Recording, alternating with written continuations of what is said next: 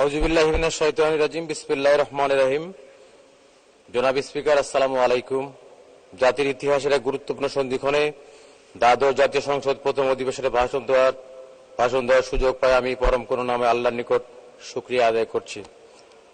আজকে দ্বাদশ জাতীয় সংসদ প্রথম অধিবেশন সূচনা লগ্নে মাননীয় স্পিকার আপনাকে এবং নবগঠিত সরকারের মাননীয় প্রধানমন্ত্রী শেখ হাসিনাকে ধারাবাহিকভাবে চতুর্থবার পঞ্চমবারের মতো বাংলাদেশের প্রধানমন্ত্রীর দায়িত্বভার গ্রহণ করার জন্য আন্তরিক শুভেচ্ছা অভিনন্দন জ্ঞাপন করছি।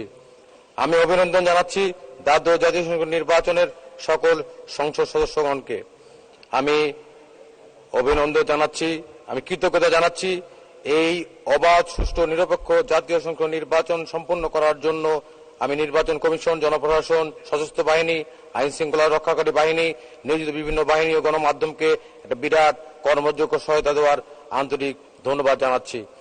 রাষ্ট্রপতির উপর যে ভাষণ, আমরা এই আমাদের মহামান্য রাষ্ট্রপতি তার 143 পৃষ্ঠার যে ভাষণ উনি দিয়েছেন, সেই ভাষণে উনি বাংলাদেশের এই আগামী 5 বছরের এবং আমাদের সামনের বাংলাদেশ গঠনের যে দিক নির্দেশনা উনি দিয়েছেন, সেটা একটা বিরল ঘটনা বলে আমি মনে করি।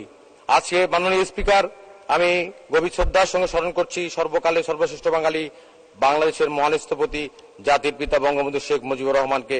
পরম শ্রদ্ধার সাথে স্মরণ করছি সকল বীর মুক্তিযোদ্ধা, অমর শহীদকে, যাদের বীরত্ব আত্মত্যাগের বিনিময়ে আমরা অর্জন করেছি স্বাধীন সার্বভৌম বাংলাদেশ। আমি কৃতজ্ঞতার সাথে স্মরণ করছি জাতীয় 4 নেতা সহ সকল শহীদদের। জাতির ইতিহাসে সবচেয়ে বেদনাদায়ক অধ্যায় 1975 সালের 15 আগস্টের বর্বর হত্যাযজ্ঞ। জাতির পিতা বঙ্গবন্ধু শেখ মুজিবুর রহমানের সঙ্গে সেদিন শাহাদত বরণ করেছিলেন তার সহধর্মিণী, আমাদের নেত্রী মমতা মহিমা, মহিষী নারী বঙ্গমাতা বেগম ফজিলাতুন্নেসা মুজিব, 3 পুত্র শেখ কামাল, শেখ জামাল, শেখ রাসেল সপরিবারের অন্যান্য সদস্যবৃন্দ। পরম করুণাময় আল্লাহ তাদের কাছে রুহের মাগফিরাত কামনা করছি। নেত্রী, আজকে বাংলাদেশ, আমরা এই 15 বছরে যে জায়গায় যাওয়ার কথা ছিল, আমরা কিন্তু ইতিমধ্যেই সেই জায়গায় পৌঁছে গেছি। জননেত্রী শেখ হাসিনা যে স্বপ্ন নিয়ে যে কথা বলে এই দেশের মানুষের ভোটের অধিকার আদায়ের জন্য যে সংগ্রাম করেছিলেন, সেই সংগ্রামে আজকে আমরা এই বাস্তবতা আমরা দেখতে পাচ্ছি। আজকে বাংলাদেশ একটি পৃথিবীর কাছে রোল মডেল। আজকে আমাদের নেত্রী আমাদের প্রত্যেকটি জায়গায়, প্রত্যেকটি বিষয়ে আজকে বাংলাদেশকে একটি অনন্য জায়গায় উনি নিয়ে গেছেন। উনি আমাদের এই 1.5 দশকের যোগাযোগ ব্যবস্থার বৈপ্লবিক উন্নয়ন করেছেন। আইকনিক পদ্মা সেতু, পায়রা সেতু, দ্বিতীয় মেঘনা সেতু, দ্বিতীয় গোমতী সেতু প্রভৃতি অসংখ্য সেতু, মহাসড়ক পুনর্নির্মাণ করা সহ জেলা, আঞ্চলিক, জাতীয় মহাসড়ক পরিমাণ 3 গুণ বৃদ্ধি করে 22,476 কিলোমিটার গ্রামীণ সড়ক এবং 76 গুণ বৃদ্ধি করে 2,38,000 কিলোমিটার উন্নীত করেছেন। আজকে দক্ষিণ এশিয়ার প্রথম নদীর তলদেশ বঙ্গবন্ধু শেখ মুজিবুর রহমানের টানেল, বাংলাদেশের একমাত্র ঢাকা এলিভেটর, এক্সপ্রেসওয়ে, হজরত আন্তর্জাতিক বিমানবন্দর ও ফার্মগেট পর্যন্ত অংশ উনি যান চলার জন্য উন্মুক্ত করেছেন। মাননীয় প্রধানমন্ত্রী 2023 সালের অক্টোবর মাসের হজরত শাহজালাল আন্তর্জাতিক বিমানবন্দরের 3য় টার্মিনালের সফট ওপেনিং করেছেন। আজকে আমাদের সকল বিষয়ে আমরা আজকে একটা জায়গায় পৌঁছে গেছি। আর অল্প দিনের মধ্যে বঙ্গবন্ধুর যে সোনার বাংলা উনি স্বপ্ন দেখেন, সেই সোনার বাংলা স্বপ্ন আমরা বাস্তবায়ন করতে পারবো বলে আমরা মনে করি। আজকে জেন্ডার সমতা, নারীর ক্ষমতায়ন, আজকে নারীর ক্ষমতায়ন জাতীয় সংসদে সংরক্ষিত আসন সংখ্যা উনি 50 বৃদ্ধি করেছেন। বিভিন্ন আন্তর্জাতিক ফোরামে উনি গুরুত্বপূর্ণ ভূমিকা পালন করেছেন। জাতিসংঘ সহ 25টি অধিক বিভিন্ন আন্তর্জাতিক সংস্থা এবং সংগঠনে বাংলাদেশ সক্রিয় সদস্য আজকে হয়েছেন।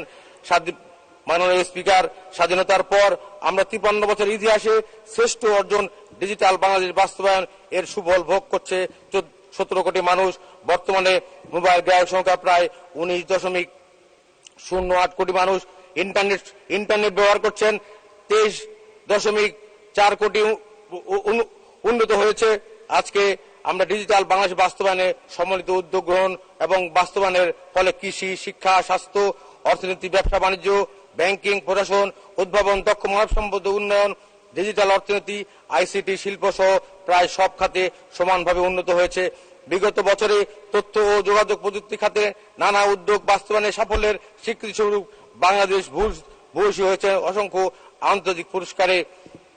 মাননীয় স্পিকার, জাতির পিতা বঙ্গবন্ধু শেখ মুজিবুর স্বপ্নের সোনার বাংলাদেশ বিনির্মাণে তার সুযোগ্য কন্যা জননেত্রী শেখ হাসিনা বলিষ্ঠ দৃঢ় নেতৃত্বের কারণে গত 1.5 দশকে আর্থসামাজিক খাত সহ সকল খাতে অভূতপূর্ণ উন্নয়ন হয়েছে। তার জন্য সমগ্র দেশবাসীর পক্ষে হতে আমি মাননীয় প্রধানমন্ত্রীকে ধন্যবাদ জানাচ্ছি। আজকে আমার এলাকা দিনাজপুর 1 বীরগঞ্জ কাহারোলের মানুষ আজকে একটা চড়াই উত্তরায় পেরিয়ে আজকে অনেক প্রতিকূলতার মধ্যে দিয়ে আজকে আমাকে সেই এলাকায় সাংসদ হিসেবে নির্বাচন করেছেন। আমি ওই এলাকার মানুষের প্রতি আমি কৃতজ্ঞতা জানাচ্ছি। আমি দীর্ঘ 34 বছর এই দলের সাথে আছি। আমি ছাত্রলীগ করেছি, যুবলীগ করেছি, স্বেচ্ছাসেবক লীগ করেছি। আজকে 19 বছর থেকে বীরগঞ্জ থানা আওয়ামী লীগের সভাপতির দায়িত্ব পালন করছি। আমার বীরগঞ্জ কাহারোল একটি পিছিয়ে পড়া অঞ্চল হলেও আমার বীরগঞ্জ কৃষি ব্যবস্থাপনায় একটি আমূল পরিবর্তন আমরা এনেছি। আমরা সেখানে আপনি জানলে খুশি হবেন, বিগত 3 বছরে আমরা জাপান, সিঙ্গাপুর, মালয়েশিয়া, শ্রীলঙ্কা, নেপালে আলু রপ্তানি করেছি 29,311 মেট্রিক টন এবং 2022 অর্থ বছরে বিদেশে মালয়েশিয়ায় বাঁধাকপি রপ্তানি করেছি আমরা 24 মেট্রিক টন। আমাদের ওই অঞ্চল একটি কৃষির অপার সম্ভাবনা আছে। আমাদের পিছিয়ে পড়া উপজেলা হচ্ছে কাহারোল, সেই এলাকা রাস্তাঘাট, আমাদের এখনো একাডেমিক বিল্ডিং, আমাদের মসজিদ মন্দির, আমাদের সামাজিক যে প্রতিষ্ঠানগুলো আছে, ধর্মীয় প্রতিষ্ঠানগুলো আছে, সেই ধর্মীয় প্রতিষ্ঠানগুলো আমাদের। মাননীয় সদস্য 3 মিনিট শেষ করুন। মূল সমস্যা হচ্ছে যাতায়াত ব্যবস্থা। আমার বীরগঞ্জ এবং কাহারোলের, বীরগঞ্জ হচ্ছে একটি বড় থানা, কাহারোল হচ্ছে একটি ছোট থানা। আমার 17টি ইউনিয়ন একটি পৌরসভা। সেই পৌরসভার মধ্যে আমাদের যে হাসপাতালটি আছে, সেই হাসপাতালটি আমি 100 শয্যায় উন্নত করবার জন্য আমি সরকারকে, মাননীয় প্রধানমন্ত্রীর কাছে আমি দাবি রাখছি। আমাদের রাস্তাঘাট, আমাদের অসংখ্য রাস্তাঘাট এখনো আমরা পাকা করতে পারি নাই। আমরা সেই রাস্তাঘাটগুলো আমাদের পাকা করা দরকার। আমার পিছিয়ে পড়া উপজেলা কাহারোল, সেই কাহারোলের মানুষ তারা সেই জিয়াউর রহমানের আমলে হানা ভোটের সময় সেই এলাকার মানুষ নায়ে ভোট দিয়ে নাকে বিজয়ী করেছে ওই উপজেলার মানুষ। এটি ঐতিহাসিক ঘটনা। মাননীয় স্পিকার, সেই এলাকার মানুষের প্রতি আমার এই নির্বাচনে তারা আমাকে যেভাবে সমর্থন করেছে এবং ওই এলাকার মানুষ আমাকে যেভাবে বিজয়ী করেছে, আমি তাদের প্রতি কৃতজ্ঞতা জানাচ্ছি।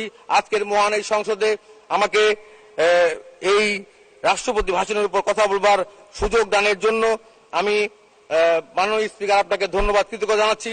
মাননীয় প্রধানমন্ত্রীকে আমি কৃতজ্ঞতা জানাচ্ছি।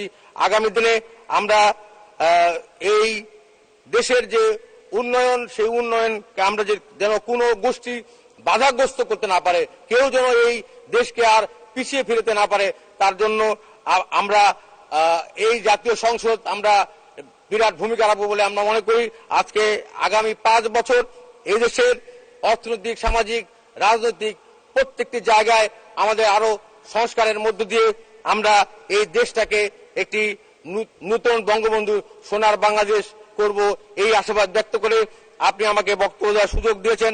এই আপনাকে ধন্যবাদ জানিয়ে রাষ্ট্রপতির উপর আনীত প্রস্তাবে ধন্যবাদ প্রস্তাব জানিয়ে আমি আমার বক্তব্য শেষ করছি। সবাই ভালো থাকবেন। আসসালামু আলাইকুম, আদাব। জয় বাংলা, জয় বঙ্গবন্ধু।